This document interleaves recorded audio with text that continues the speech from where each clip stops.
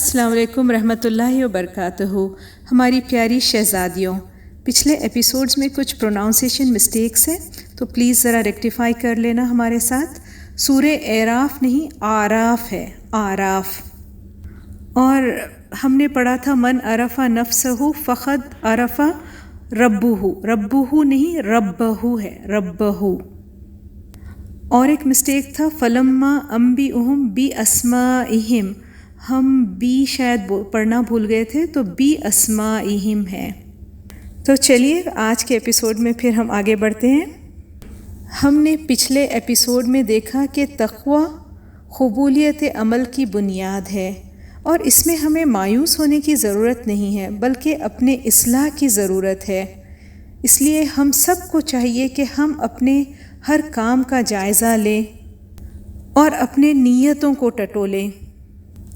ہم نے پچھلی آیت میں دیکھا کہ حابیل قابیل سے کہہ رہے ہیں اگر تم مجھے قتل کرنا چاہتے ہو تب بھی میں اپنا ہاتھ تمہیں قتل کرنے کے لیے نہیں بڑھاؤں گا، کیونکہ میں اللہ سے ڈرتا ہوں جو کہ رب العالمین ہے، اللہ جو سارے جہانوں کا مالک ہے، خالق ہے، مدبر ہے۔ لیکن یہاں غور طلب بات یہ بھی ہے کہ حابیل نے ایسا بالکل نہیں کہا کہ میں ہاتھ پہ ہاتھ رکھ کے بیٹھا رہوں گا اور اپنا دفاع نہیں کروں گا، سیلف ڈیفنس نہیں کروں گا۔ اپنے جان کی حفاظت اور اپنے مال کی حفاظت ہم پر لازم ہے۔ حدیث شریف کا مفہوم ہے کہ جو اپنے مال کی دفاع میں مارا جائے اور جو اپنے جان کی دفاع میں مارا جائے وہ شہید ہے، تو دفاع لازم ہے۔ لیکن ہمیں اپنے ہر عمل سے پہلے، اپنے ہر ایکشن سے پہلے یہ خیال رکھنا ضروری ہے کہ ہم بجائے مظلوم کے کہیں ظالم کے صف میں نہ شامل ہو جائیں۔ اور کتنی پیاری حدیث مبارکہ ہے، انما الاعمال بالنیات، تمام کاموں کا دار و مدار نیت پر ہے۔ اب دیکھیے ایک اور حدیث شریف کا مفہوم ہے، قاتل اور مقتول دونوں آگ میں۔ جب پوچھا گیا قاتل تو آگ میں، اس کی سمجھ آتی ہے، لیکن مقتول بھی آگ میں، تو آپ صلی اللہ علیہ وسلم نے فرمایا کہ وہ بھی قتل کا ارادہ رکھتا تھا، ایک کا وار چل گیا اور دوسرے کا وار نہیں چلا۔ تو حابیل احتیاط برت رہے تھے اور وہ اپنی نیت اپنے بھائی کے سامنے ظاہر کر رہے تھے تاکہ وہ قتل کا ارادہ ترک کر دے۔ پھر حابیل نے ڈرا کر بھی سمجھانے کی کوشش کی کہ میرے گناہ کا بھار اور تیرے گناہ کا بھار تیرے سر پر آ جائے گا اور تو دوزخ والوں میں، نار والوں میں شامل ہو جائے گا اور تو ظالموں میں شامل ہو جائے گا۔ تو اس سے ہمیں یہ پتہ چلا کہ حابیل نے ہر ممکن کوشش کر لی قابیل کو سمجھانے کی۔ اب ہم آپ کے سامنے سورہ مائدہ کی آیت 30 پڑھیں گے، جو کہ ایک بہت ہی بھاری آیت ہے۔ ہمیں لگتا ہے انسانی ہسٹری کے لیے جیسے یہ ایک زلزلہ ہے۔ فَطَوَّعَتْ لَهُ نَفْسُهُ قَتْلَ أَخِيهِ فَقَتَلَهُ فَأَصْبَحَ مِنَ الْخَاسِرِينَ۔ طوعت کا روٹ ورڈ ہے تے واو عین، خوشی سے کرنا، آسانی سے کرنا، اسی سے اطاعت ہے۔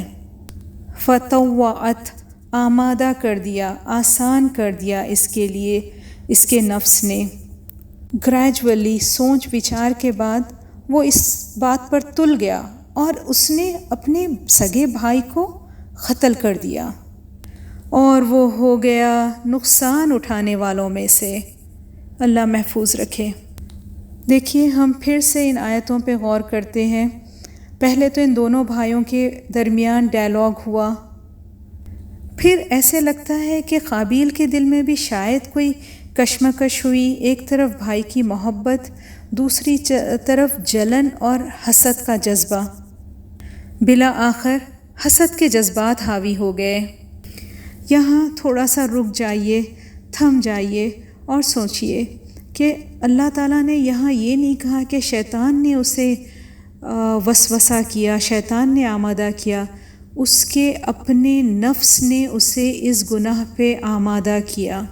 اب یہاں لمحہ فکریہ یہ ہے کہ اگر ہم اپنے نفس کو کنٹرول نہ کریں تو کچھ سوچ وچار کے بعد ہمارا نفس اپنے ہر ایکشن کو جسٹیفائی کر لیتا ہے، ہر خطا کی کوئی نہ کوئی تعویل ڈھونڈ لیتا ہے، لیکن اللہ سبحانہ تعالیٰ نے ہمیں عقل عطا کی ہے، ضمیر عطا کیا ہے۔